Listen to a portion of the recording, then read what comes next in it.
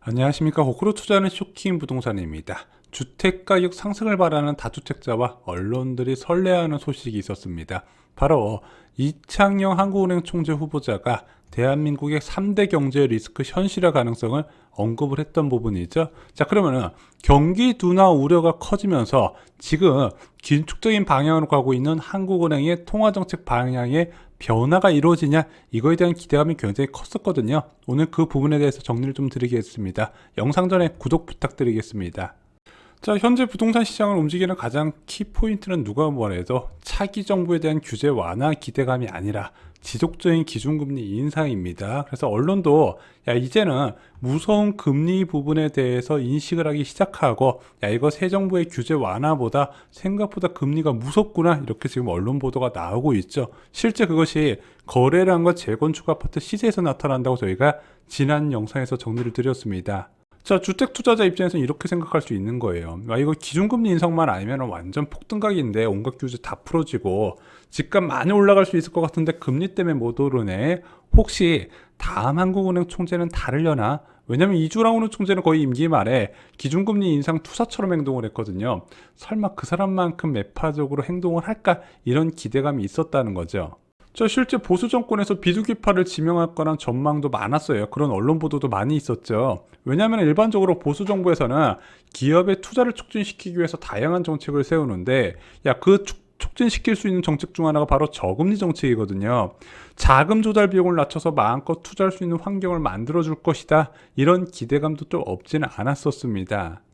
자, 그리고 이창용 IMF 아시아 태평양 담당 국장이 지명이 됐어요. 자, 이 사람이 비둘기인지 매인지 솔직히 아직까지는 알 수는 없어요. 그런데 이제 지명되고 나서 한국에 귀국하고 그 이후의 행보에서 어느 정도 힌트가 나오고 있다는 거죠. 자, 이창용 한국은행 총재 후보자가 언론과 접촉한 것은 한 3번 정도가 됩니다. 제일 먼저 3월 24일 날 지명 소감문을 발표했어요. 이때 아마 미국에 계셨을걸요. 이때 어떤 이야기를 했다? 성장, 물가, 금융 안정 균형이 있는 통화 정책을 고민하겠다고 밝혔습니다. 자, 이거를 보고 어떤 금융 전문가가 성장이 앞에 있기 때문에 이 사람은 비둘기파다, 이렇게 얘기를 하는 해프닝도 있었죠. 근데 이거는 무엇을 딱 정해놓고 난 비둘기다, 매파다적인 신호를 준 게 아니라 한국은행에서 금통위가 금리를 결정할 때 고려하는 3가지 변수를 그냥 순서대로 이야기한 거라고 말씀드렸죠. 자, 그리고 3월 30일 날 입국을 했어요. 그리고 공항에서 인터뷰를 합니다. 거기서 어떤 이야기를 한다? 3대 경제 리스크 현실화, 이것 때문에 통화정책 변화에 대해서 좀 고민해 볼 필요가 있지 않겠냐. 그래서 금통위원과 이야기할 거라고 발표를 합니다. 자, 3대 경제 리스크란 무엇일까요? IMF 보고서에서 나온 경기 하방 요소입니다. 첫 번째, 우크라이나 사태. 두 번째, 미국 통화정책 정상화 속도, 신흥국의 악재죠. 세 번째, 코로나19에 따른 경기 둔화. 이 3가지가 현실화됐기 때문에 정책 결정이 어려워졌다고 공항에서 발표를 한 겁니다. 그래서 이런 새로운 변화가 경제에 어떤 영향을 주는지 논의를 해봐야 된다고 기자들한테 이야기를 한 거예요. 당연히 이것으로 투자자들이 환호하죠. 경기 둔화 우려하는 슈퍼 비둘기가 오셨다. 그래, 지금 전쟁통인데 금리 인상하면 못 쓰지. 다시 기준금리 더 많이 못 올릴 것이다, 이렇게 기대하시는 분들 꽤 많이 계셨습니다. 실제 주요 국가에서 경기 둔화 우려가 나오고 있습니다. 자, 어제 발표된 중국 3월 차이신 제조 PMI가 48.15, 경기 위축 구간인 50 이하로 떨어지게 됐습니다. 자, 왜 이런지는 아시죠? 여기가 지금 코로나19 봉쇄를 좀 강하게 하는 측면도 있는데, 또 하나가 지금 중국 같은 경우는 높은 생산자 물가 지수가 소비자 물가에 반영이 안 되는 측면이 있어요. 그러다 보니까 계속해서 제조업체의 위축 국면이 이어지고 있더라. 부동산 경기 침체부터 시작해서 긴축까지 다양한 부분에서 부작용이 복합적으로 나오면서 회복이 안 되고 있다는 부분이죠. 그래서 중국 정부에서 지금 부양책도 발표 못하고 있잖아요. 자, 또 하나는 미국의 개인 지출이 발표가 됐는데 3월 31일 날 0.2%로 시장 예측치 0.5%보다 낮았고요. 전월 대비 전월 2.1%였는데 그거보다도 크게 낮은 수치였다는 거죠. 아무래도 여러 가지 지표 부분이 좀 경기 둔화 우려를 나타내고 있더라. 그래서 지금 해외 IB 같은 경우도 미국 성장률 둔화가 좀 확실해지는 거 아니냐, 이런 이야기를 하고 있거든요. 그러면은 금리 인상 못하는 거 아니냐 이렇게 생각할 수도 있죠. 근데 저는 이 발언을 보니까 좀 이런 생각이 들어요. 야, 이창용 지명자 좀 한국은행 총재로 좀 초짜 티가 좀 난다. 제가 볼 때는 아마 작정하고 그 이야기를 하려는 게 아니라 기자들의 유도 질문에 넘어간 것 같거든요. 왜냐하면은 경제 성장 경로에 불확실성이 생기잖아요. 그런 중앙은행 총재 입장에서는 보통 지켜보자는 이야기를 하는 것이 일반적이에요. 자, 일반적으로 중앙은행의 통화 정책은요, 항공모와 움직임이 비유가 됩니다. 목적지가 여기 있어요. 배가 여기 있고. 그러면은 이렇게 갈 때 어떻게 경로를 나간다? 이렇게 움직여가지고 저 멀리서부터 어떻게 움직일지 경로를 설정하고 간다는 부분입니다. 자, 일로 갔다가 일로 갔다가 일로 갔다 일로 갔다 일로 갔다 일로 갔다 이런 식으로 자주 이제 움직임을 바꿔가면서 목적지로 가지 않는다는 부분이죠.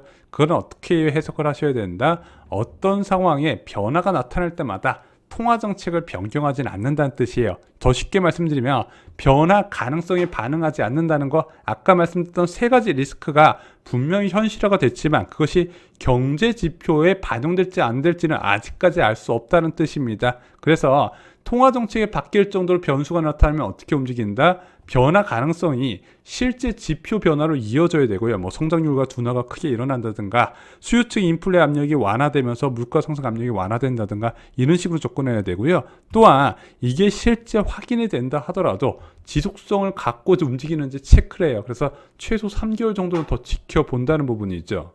자, 이창용 한국은행 총재 지명자는요, 아직까지 변화가 지표에 어떻게 영향을 미치는지 확인이 되지 안 됐음에도 불구하고 그냥 이런 리스크가 있으니까 통화 정책에 좀 변화가 있어야 되지 않았냐 이렇게 뉘앙스를 풍겼다는 거죠.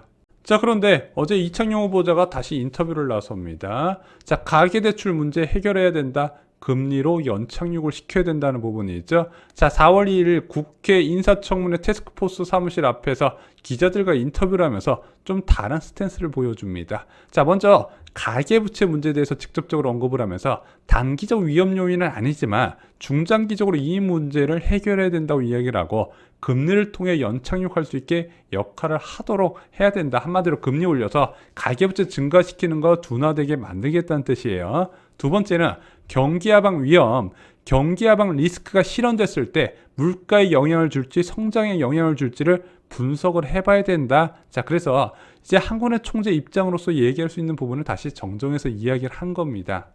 자, 물가는 더 오를 것으로 봤어요. 자, 2월 금통위 이후에 경제 전망이 나왔는데 그때 올해 한국 소비자 물가 상승률을 3.1%로 잡았거든요. 근데 이창용 지명자는요, 올해 상반기 물가가 3.1%를 상회할 것으로 봤습니다. 상반기에 유가와 곡물가 모두 예상 밖으로 뛰었고 우크라이나 사태나 유가 움직임, 중국의 오미크론 등의 불확실성이 커 예측이 어렵다는 부분, 여전히 공급층 인상 요인이 가중되고 있는데 이게 제가 이제 세컨 웨이브가 온다고 표현했을 정도로 지금 크게 충격이 오기 때문에 이렇게 원자재 가격 급등한 게 다시 공산품과 소비자 물가 상승률에 이제 공산품과 서비스 요금에 반영되는데 시간이 필요하거든요. 그러면은 올해 중에 물가가 더 오를 수도 있겠다 이렇게 본다는 거죠. 그러면 결국에는 통화 정책을 긴축적인 방향으로 갈 수밖에 없다는 뜻이에요. 자, 그래서 결론은 무엇이냐? 본인은 매파도 아니고 비둘기파도 아니다. 데이터와 정책 조합 맞춰서 움직인다고 이야기를 한 겁니다. 한마디로 통화정책 결정 때마다 나오는 지표를 참고해서 금리를 어떤 식으로 할지 결정하겠다는 뜻이에요. 데이터에 따라서 어떤 때는 매파, 어떤 때는 비둘기파가 될 것이다 이렇게 표현을 한 거죠. 자, 비주기적인 스탠스를 보였다가 다시 매파적인 발언을 쏟아내니까 제일 먼저 반응한 곳이 채권 시장이었습니다. 매 2,000유의 국채시장 화들짝 국채 3년물 금리가 12bp 올랐다고 합니다. 7년 10개월 내 최고치를 찍었다고 합니다. 왜? 가계부채를 잡겠다고 뭘로? 금리로 가계부채를 잡겠다고 하니까 당연히 채권금리가 폭격을 맞을 수밖에 없겠죠. 그래서 지금 3년물 같은 경우는 2.78%로 올라갔고요. 국채 10년물도 4% 회복을 했습니다. 생각을 해보세요. 지금 대한민국 가계부채가 굉장히 높은 수준에 있죠. 그러면은 이것을 연착륙 어느 정도 기간 동안 더 높게 올라가지 않도록 관리를 하겠다는 얘기고, 그러면 상당 기간 동안 금리 인상, 높은 금리를 유지하겠다 이런 뜻으로 해석하셔도 되거든요. 그래서 채권 시장이 발작을 일으킨 거고 부동산 시장 투자자들이 좌절을 한 겁니다. 근데 이거 제 개인적인 느낌인데 지금 이창용 이제 지명자를 비롯해서 지금 한국은행 금통위원들 대부분이 매파적인 성향을 띠고 있거든요. 그리고 물가적인 측면이나 지금 미국의 금리 인상 속도 부분이나 당분간 매파적인 스탠스를 보여줄 수밖에 없을 겁니다. 그건 분명해요. 그래서 그 시기가 앞으로 부동산 시장에 큰 변화가 있을 거라고 말씀드렸는데, 자, 이런 고금리가 언제까지 이어지기는 이제 어려울 거라고 말씀드렸죠. 물가나 성장 등의 변화가 나타나서 금리 인하 타이밍이 되잖아요. 제가 볼 때는 빠르게 비둘기로 전환될 가능성이 좀 엿보이고 있습니다. 그래서 저희가 계속 말씀드렸던 게 2023년부터 2024년 긴축 시기를 잘 활용하셔서 집이 없으신 분들은 내 집 마련 기회, 갈아타시려는 분들은 갈아타시려는 기회, 그리고 내가 투자 목적으로 더 갖고 싶으신 분들은 투자 목적의 기회를 살리시기 바랍니다. 이렇게 말씀을 드렸던 겁니다.